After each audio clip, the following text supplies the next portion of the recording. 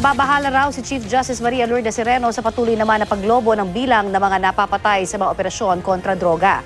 Sinabi rin niyang hindi po pwedeng sisihin sa mga korte ang pagkakabasura sa mga drug cases dahil sa kakulangan ng ebidensya at maging ng testigo.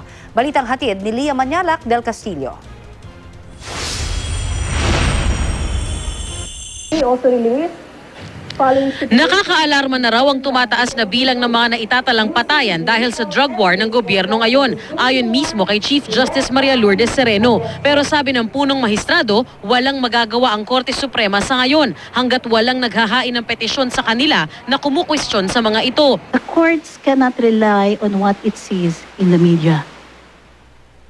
The one that is required to make a stand or a position in the matter under the Constitution is the Commission on Human Rights. The Constitution requires us to be the last actor in this area.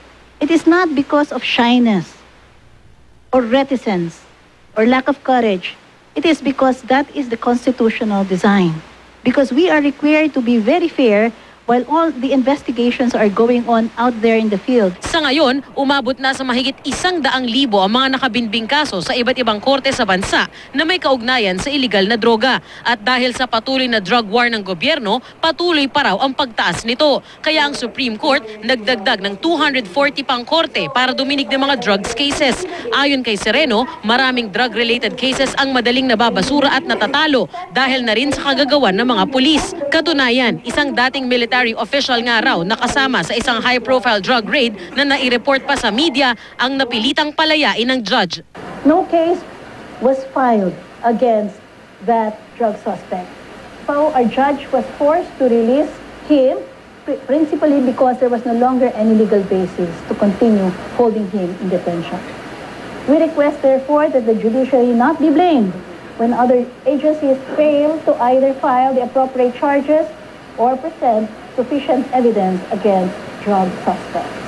Bukod sa dami ng mga kaso, masyado na rin daw marami ang mga nakukulong, kaya't nagpalabas na sila ng guidelines para maiwasan ang congestion sa mga preso. Ayon kay Sereno, hindi kayang pigilan ng korte ang pagpasok, pagbebenta at paggamit ng iligal na droga sa bansa.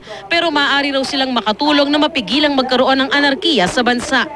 If courts, however, discharge their functions well, they provide the balance that will keep the social fabric intact, address people's cry for justice, and thereby prevent society's descent to anarchy.